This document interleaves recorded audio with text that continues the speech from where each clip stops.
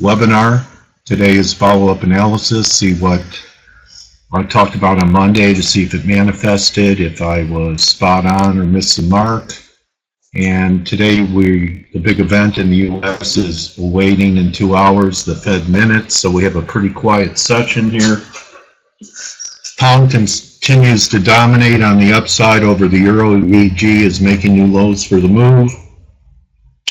The Euro Aussie short for Monday worked for about 150 pips, or maybe another opportunity to recommit.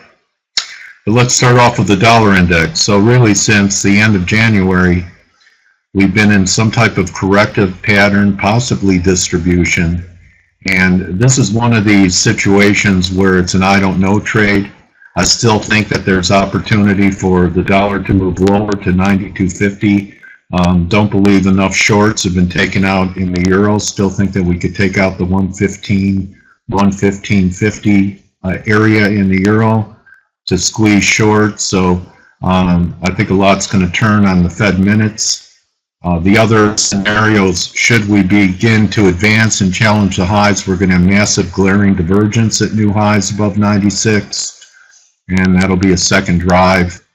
All in all, looking this in the context of an ongoing bull market in the dollar, but looking for corrective action and better dollar buying opportunities down here in the 92.70 to 92 range, and dollar selling opportunities. Perhaps we make a new high that could be an irregular B. Those of you familiar with Elliott, the classic ABC is ABC for A, and then a B wave, which is lower than the A, and then a C to follow. But there are irregular ABCs where a market can take out the high of A by a bit, and then the C wave ensues. So either way, we're right in the middle of this range, and in this business, anything can happen. So my bias is that before there's a better shorting opportunity in euro, that we still have higher levels to go to take out some of the shorts over 115.50. So my take on the dollar index is dollar buying opportunity under 93, dollar selling opportunity above 96. So in this type of environment, you have to learn to trade. You don't marry anything, you date it. So let's take a look at a couple of the dates that I talked about on Monday. Before we move to the individual pairs, I just want to give you an update on some of the outside markets. Crude continues to show bottoming signs. Still think that we're in a bear market rally mode that could take us to $65 to $70. Quick look at crude here. Again, we got back to the top of the range. Over 55, people are going to start talking 60, 65. Could we get one more pullback or even a washout? I think that there's still potential of even on pullbacks that will put in a higher low. But the classic way to play it, if you didn't this divergent buy down here where it rallied $10 in a few sessions, is to wait for closes above 55. I talked about shorting Canada at 127 last week, which was a lower high. And that worked, and I correlate what's happening in Canada to what's happening with crude. So if crude's going to sell off from here and put in a higher low, there might be better shorting opportunities. In Canada, we break out over 55, the correction continues in Canada. So a lot of either or scenarios here. Gold taking it on the chin this week in a pretty big way. We're now at the 61.8% retrace level of the whole move from last fall, around this 1200 level. It's done nothing right.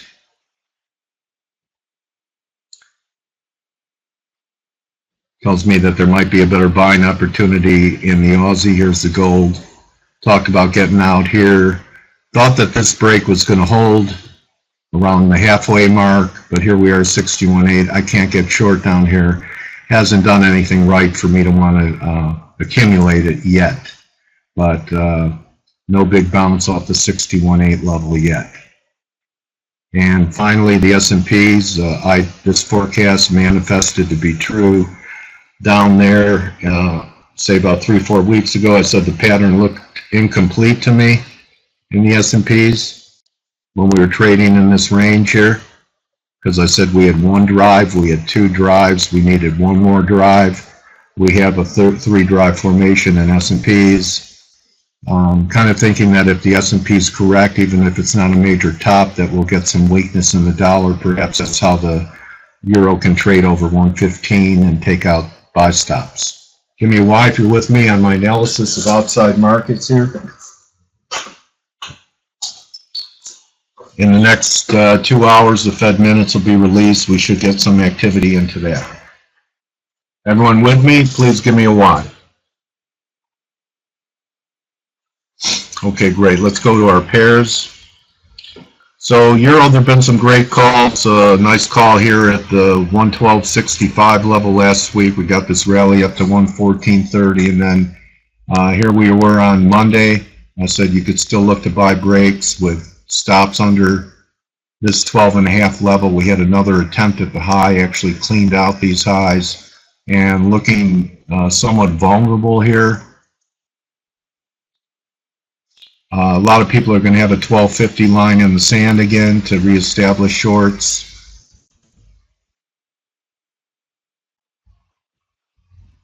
Really kind of unimpressive. In fact, I was surprised. I was looking for the euro to outperform the pound vis-a-vis EG, but that did not happen.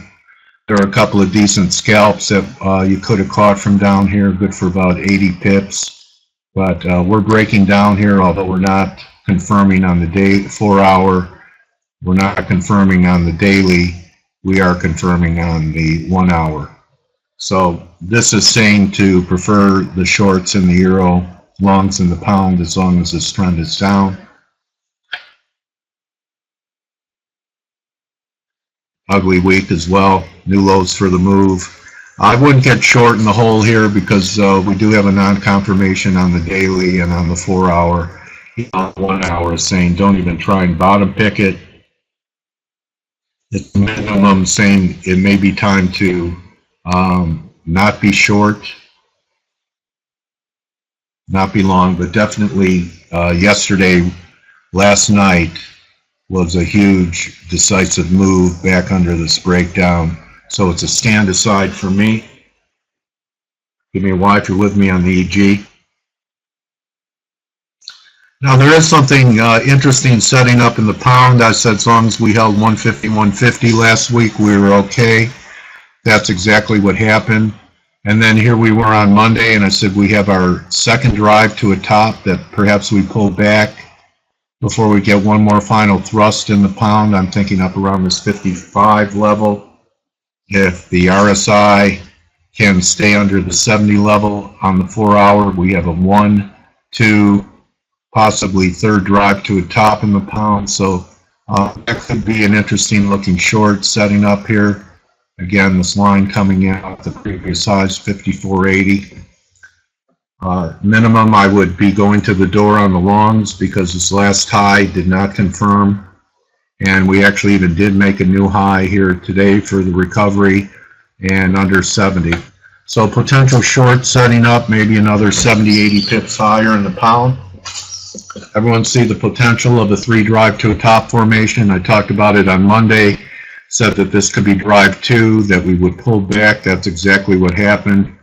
You know, we held well above last week's low, put in a higher low at the 53 level, and now starting to look heavy up here, especially if we get some non-confirmations up around the 155 level. So I want to see the setup in the RSI. Too late for me to be long. We've had a nice rally from 49, thinking that perhaps up here that we have a decent shorting opportunity in the pound based upon a 3 drive to a top formation. Give me a Y if you're with me, seeing the potential of a 3 drive to a top formation. We have to keep an eye on the RSI to make sure it doesn't close over 70 when we get to that wedge line. And then perhaps from there we get some type of sell-off back towards 52. Again, back to major support. Perhaps this turns out to be a head and we get a neckline back down here at the 52 level. That's my take on pound dollar. Give me a Y if you're with me. So far I've covered the Dixie, covered the euro, covered the pound. It's important to me that you understand it so that you're not just trading blindly. Do not go into a chat room and ask people what to do. It's my mission to help you become dependent upon nobody except yourself. You know, I've been in trading rooms where people will rush in and say, euro up or down, pound up or down, asking people they don't even know what to do in the market. If you ever find yourself in that position, please consider stop trading until you can generate your own ideas, knowing where you're right, knowing where you're wrong, and if you're right, what your objective is.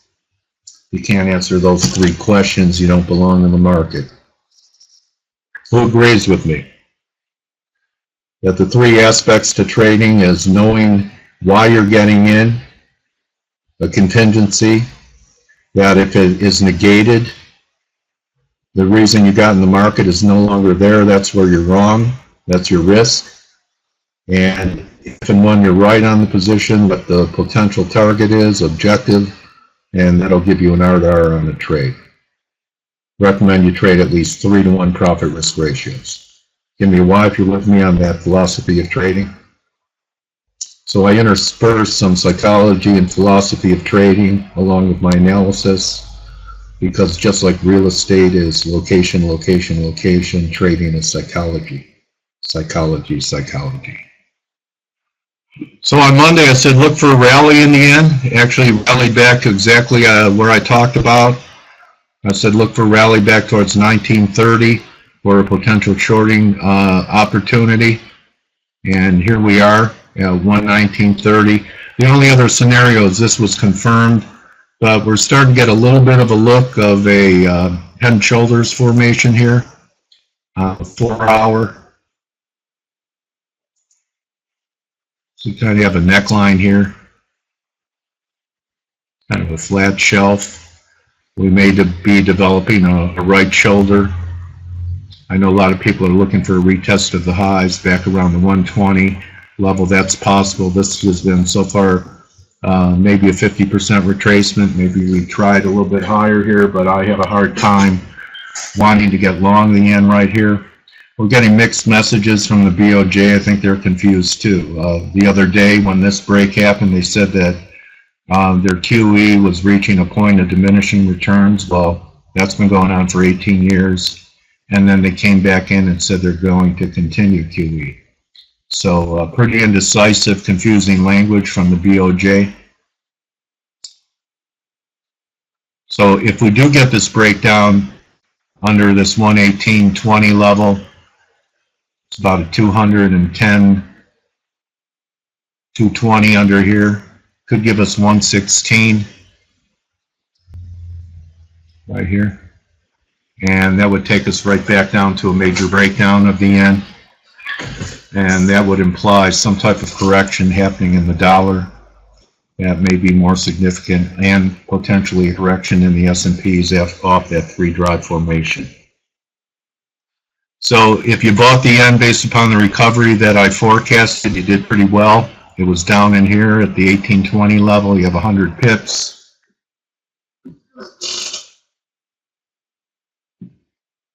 So pretty weak response so far. Said that you could lean into most yen crosses.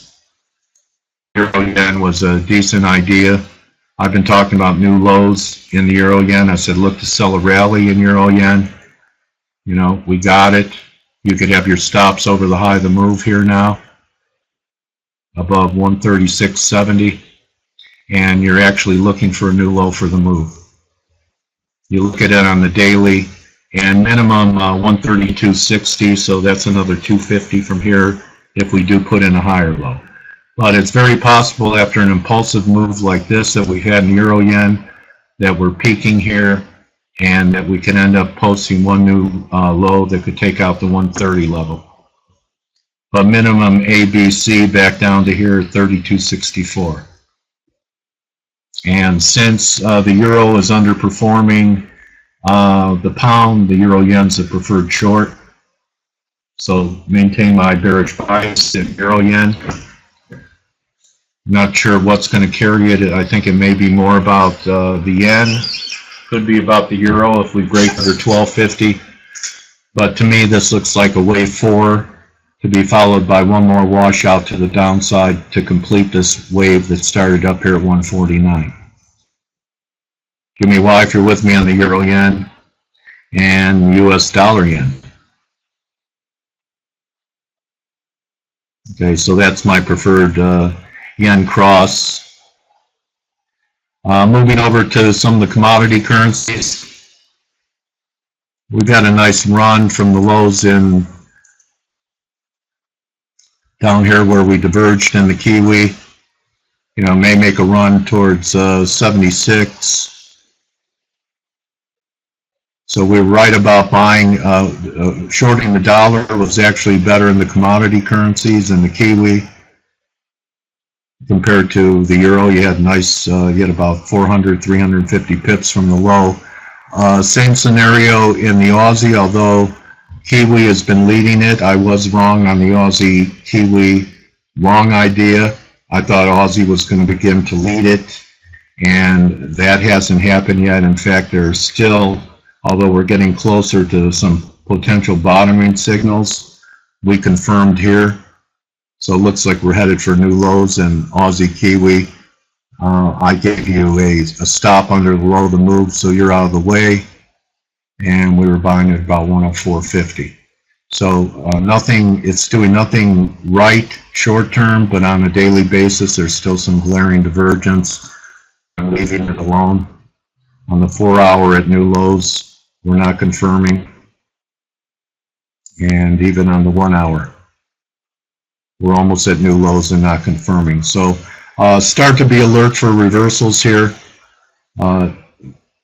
We got out of the way and it was okay because we did confirm at the lows. So perhaps down around the 103 level. Let's see what happens down here, 102.80 in the coming days. If we start to get some reversal signals with all the non-confirmations that we have here, there could be something to do on the long side.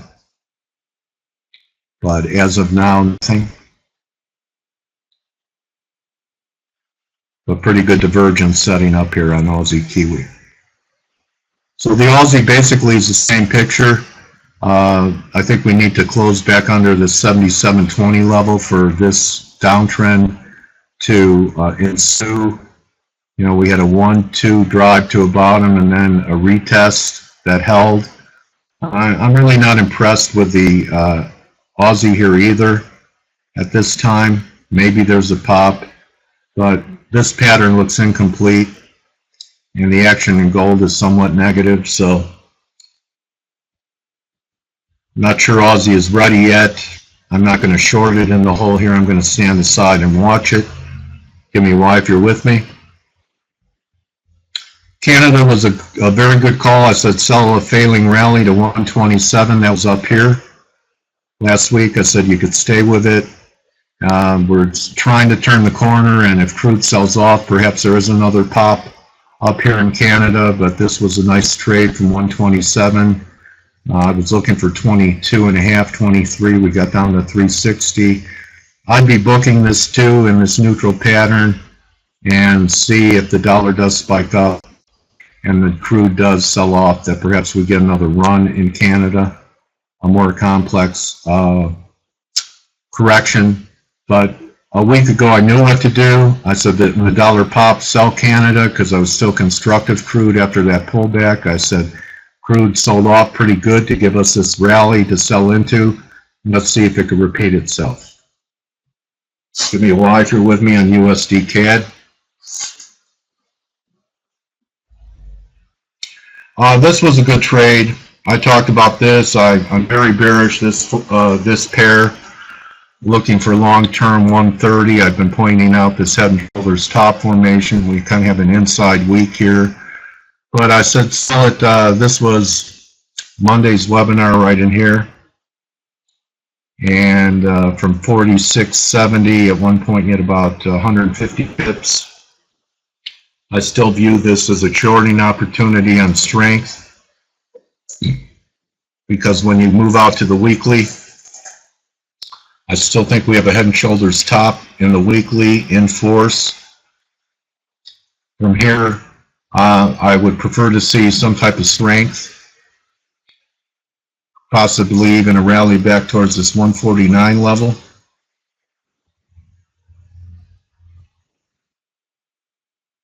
Give me a Y if you're with me. But so far we have a failing rally here, and potentially we're on our way back down to major support here. We caught this trade against the wedge line right here, and my target was 43.44. Didn't buy it here, but started talking about a potential C wave here. It looks a lot like the dollar index. I maintain my bearish bias in here. Give me Y if you're with me on Euro Aussie. Looking to sell strength.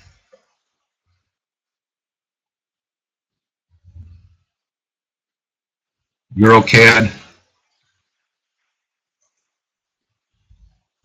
Still looking heavy here in the Euro CAD. Potentially we have some more downside here. It looks like all the Euro crosses look somewhat negative. Euro pound looks negative. Euro yen looks negative. Euro CAD looks negative. So it's kind of giving me an overall negative view on Euro, although I'm still looking for a little bit more of short covering to the upside. So, you know, there are weeks when you see 10 things to do and you have conviction on 8, and there are times when you have not a lot of conviction on anything. Where the market's at is kind of a neutral spot, but I'd still have a bearish bias here in Euro Aussie because we could have a quality off this decline from here, which takes us lower and back down towards major support. So Euro Aussie continues to be a long-term bearish bet for me, and I continue to want to sell rallies. Next time under 137, we have problems in this Euro Aussie. This is the Euro CAD. So Euro CAD looks like we could pull back just like the Euro Aussie. It's actually pretty messy with a downward bias. Give me Y if you're with me.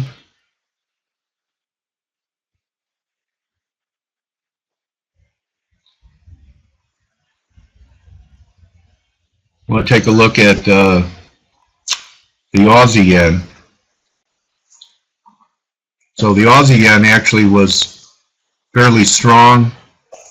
This kind of looks to me like almost everything looks like we have some downside, whether or not we make a new low or not. There was some marginal divergence here. But Aussie Yen, because of my bias on the Yen, says that we could still break to slightly lower levels, maybe some type of fib or trace from here. Kind of has a look of an ABC range trade. It's almost a stand aside for me. Euro Kiwi, I know there's a lot of bullish biases in this Euro Kiwi.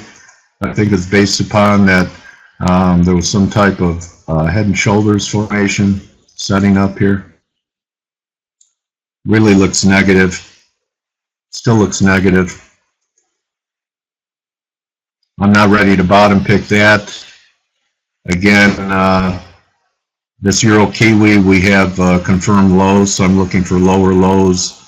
Really, no reason to reverse. You know, being early can be dangerous to your health. So this is a stand aside. We're going to wait for some more of our setups to develop there.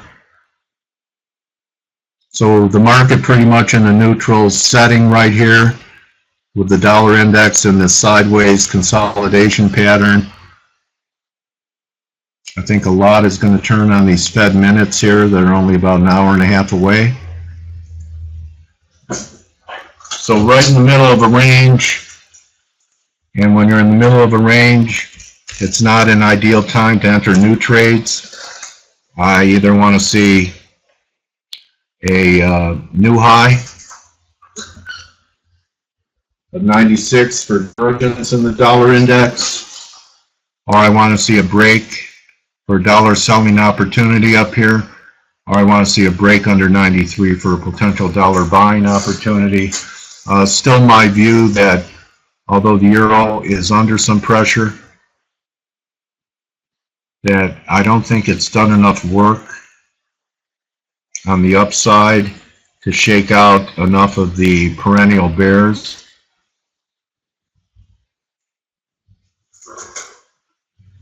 So pretty range bound. I knew what to do here at 61.8. I knew what to do here for a pop right now. The 112.50 is going to be the line in the sand. And even if that's taken out, we could go to 11.80 and still not make a new low. So, and the way the EG is working, I don't want to be long euro right now. I knew what to do down here. I don't want to give it up. So it's okay to not know what to do in a market. To me, it has a bit of a negative look here. You know, my bias is that we're probably going to try that 96 level again in the dollar index. And it's going to be interesting to see whether or not the euro can make a new low. It still is possible that we could sell off towards 11.80 and not quite make a new low. 11.70 was there on the return line. And the low on the Greek election was a shade under 111. So the way the euro's acting here, unless the minutes are very dovish, we're probably headed back down. I want to stay away from that. And something that's setting up nicely is a potential short in the pound. You know, the whole world is piling into, if they want to be bearish the dollar, they're buying cable because of fundamental reasonings and the Eurozone being far worse off than the UK. But I'm just going to look at my charts and say if we head up towards this 54.80 level, we're already beginning to diverge, that we could have a pretty classic 3 drive to the top here, and want to see what it looks like up at the wedge line around the 55 level, 480 to 55.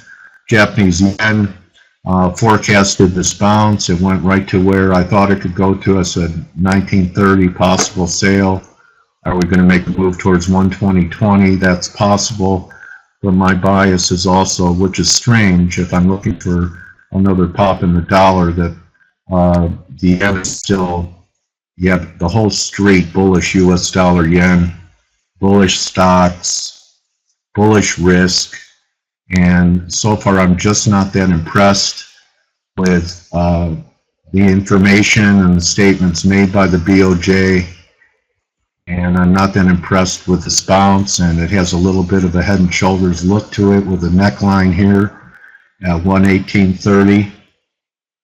And if we take it out, I think 116 is in the cards. And this 116.60 level will have another test of major support. So definitely being bearish US dollar yen is a contrarian bet right here. But I have a hard time going with the crowd. You have a breakout out of this triangle. If this breakout was so real, why did it come all the way back and give people a chance? So this was the breakout.